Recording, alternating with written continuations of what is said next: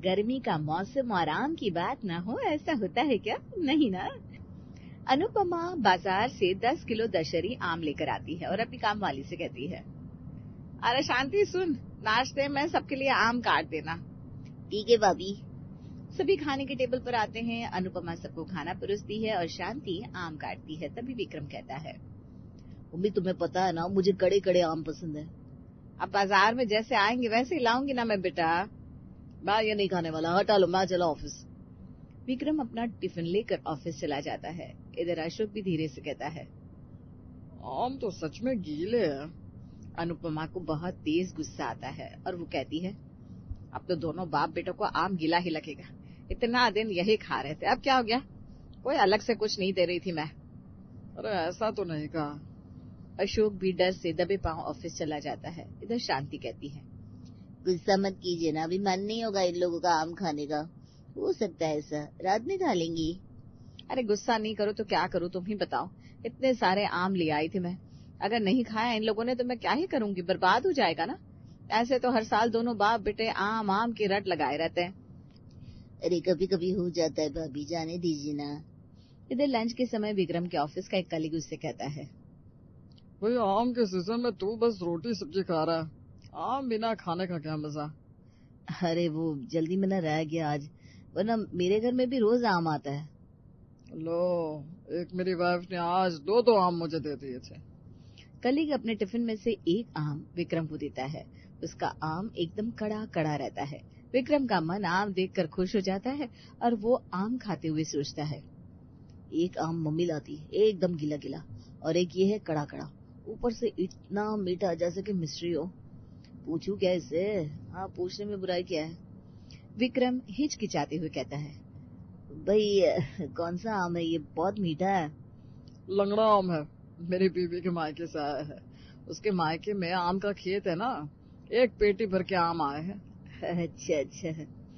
उधर अशोक की दुकान पर फूलचंद नाम का एक ग्राहक आता है, जो कि लंगड़ा आम लिए होता है। आम की खुशबू इतनी जबरदस्त आ रही थी कि अशोक से बर्दाश्त नहीं होता और वो कहता है, कौन सा आम लाए हो भाई जो इतनी खुशबू आ रही है? लंगड़ा आम है, सीधा खेत से मंगवाया है। लंगड़ा आम की कोई बराबरी नहीं है, ऊपर से बनारस की खेत थी।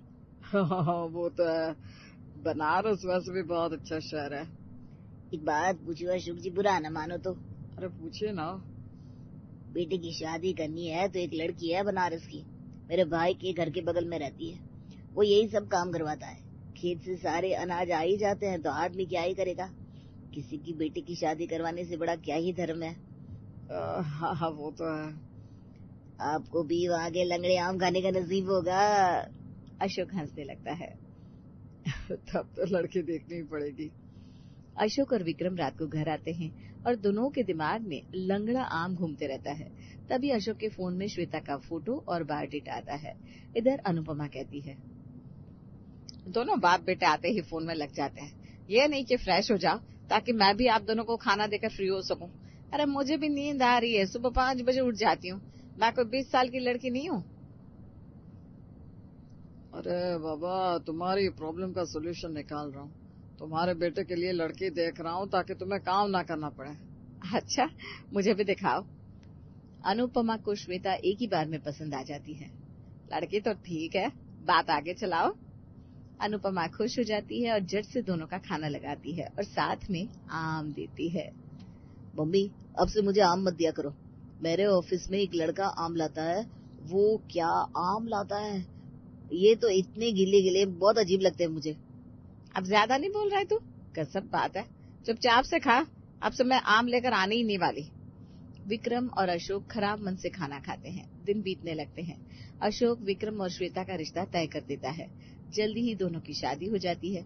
शादी में श्वेता गाड़ी भर भर के आम लाती है और पूरे घर में आम आम भर जाता है। तो पड़ोस की औरतें कहती हैं, क्या अनुपमा, हमें भी बहू के मायके से आया आम खिला, पूरा घर भर दिया तेरा। अरे हमारे घर में कोई आम नहीं खाता है मुझे छोड़कर। ठीक है, हमें भिजवा देना, हम तो शौक से खाते हैं। ठीक है। श्वेता और विक्रम कमरे में आराम करने चले जाते हैं। श्वेता विक्रम से कहती है, मुझे आपसे कुछ कहना है। मेरे मायके से आम आया है, वो मेरी मम्मी ने आप सबके लिए भेजा है, ना कि मोहल्ले वालों के लिए। ये लंगड़ा आम हमारे खेत का है। अच्छा, लंगड़ा आम है? तब तो मैं खुद ही नहीं देने दूंगा। मुझे और पापा को लंगड़ा आम बहुत पसंद है, तुम बेफिक्र रहो। विक्रम अगले दिन उठकर अनुपमा से कहता है, मम्मी नाश्ते में लंगड़ा आम दे दो, मेरा नाश्ता मत बनवाना। मैं भी वही खा लूंगा, मेरा नाश्ता मत बनवाना। ऐसे तो दोनों बाप बेटों को आम नहीं भाता, और आज नाश्ते में आम खाएंगे ये लोग। घर में पहले से आम पड़े हैं, वो खा लो। मैं वो नहीं खाऊंगा, मुझे वो आम पसंद ही नहीं है। मुझे लंगड़ा आम पसंद है, जो श्वेता के मायके से आया है। वो आम किसी को नहीं देंगे आप। आपको देना ही है तो आप वो आम दे दे जो आप घर में रखे हैं। अच्छा, ये कौन सी बात हुई? मैंने कोई ऐसा वैसा आम नहीं रखा है। दशहरी आम है, सेहत के लिए अच्छा होता है, और बचपन से तुम यही खाते आए हो। खाते थे, लेकिन अब अच्छा नहीं लगता मुझे। आप मुझे लंगड़ा आम दे दो ना। अनुपमा दोनों बाप बेटों को आम देती है और मन ही मन सोचती है, ये सब बहू का किया धराया है।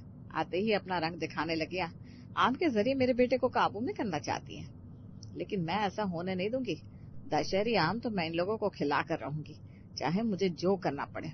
बहू को मैं जीतने नहीं दूंगी। इतने में श्वेता आ जाती है और अनुपमा उससे कहती है, बहू तू दोपहर में खाना बना ले, अभी तो सब आम खा रहे हैं। जी मम्मी जी, मैं तो आम रोटी खा लेती हूँ। आम की ऋतु में मेरे घर में कभी भी सब्जी नहीं बनती, हम सब आम रोटी ही खा लेते हैं, लेकिन आम लंगड़ा होना चाहिए बस। बहू लेकिन यहाँ सबको तो सब्जी चाहिए होती है। तुम दोपहर में चावल दाल और भिंडी की सब्जी बना लो। ठीक है मम्मी जी। विक्रम और अशोक अपने अपने काम पर चले जाते हैं। इधर अनुपमा मौका देखकर रसोई में जाती है और दशहरी आम का आमरस बनाकर रख देती है। आज रस पिलाकर दोनों बाप बेटों को लंगड़ा आम भुला दूंगी, बहू को पता भी नहीं चलेगा कुछ। फ्रिज में रख देती हूँ। अनुपमा आमरस बनाकर अपने कमरे में आराम करने चली जाती है। इधर दोपहर में श्वेता दाल चावल और भिंडी की सब्जी बनाती है और कहती है, पहली रसोई में तो मीठा बनता ही है, एक काम करती हूँ, आमरस बना लेती हूँ। मम्मी जी शायद बताना भूल गई होंगी, मेरे आमरस बनाने से वो खुश हो जाएंगी। श्वेता भी आमरस बना लेती है। इतने में सब खाने की टेबल पर आते हैं और श्वेता खाना लगा देती है। खाना खाते ही अनुपमा सबके लिए आमरस लेकर आती है। बिना मीठे के तो खाना अधूरा है। मैंने सोचा बहू कितना बनाएगी, तो आमरस मैंने बना लिया। मम्मी जी मैंने भी आमरस बनाया है। अच्छा ठीक है, तब तुम्हारा वाला सब रात में पी लेंगे। सब आमरस पी लेते हैं, फिर रात में खाना खाते हैं और श्वेता का बनाया आमरस पीते हैं। अभी जो आमरस पिया है उसका स्वाद बहुत ज्यादा अच्छा था सुबह वाले से, क्योंकि मैंने ये लंगड़े आम से बनाया है। अच्छा, तो क्या मैंने जैसे तैसे आम से बनाया था? दशहरी आम का आमरस था वो। मम्मी जी मैंने ऐसा कुछ नहीं कहा। अनुपमा गुस्से में अपने कमरे में चली जाती है। मैं साबित करके रहूंगी कि दशहरी आम सबसे अच्छे और मीठे होते हैं। अब सास बहू में रोज दिन कंपटीशन चलने लगती है।